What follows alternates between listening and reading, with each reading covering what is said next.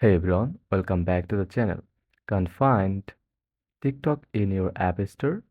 If it's banned in your country, I will show you how to safely download it using NordVPN.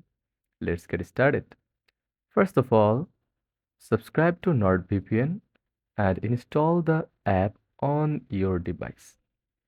Then follow the instructions, then log into your account. Once installed, you will need an active subscription for this to work.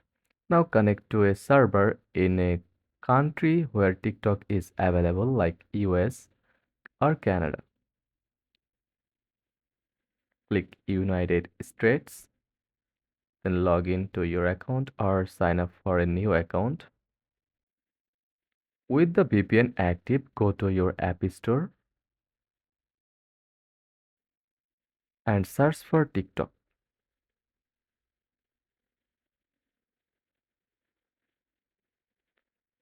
You should now be able to download it like normal.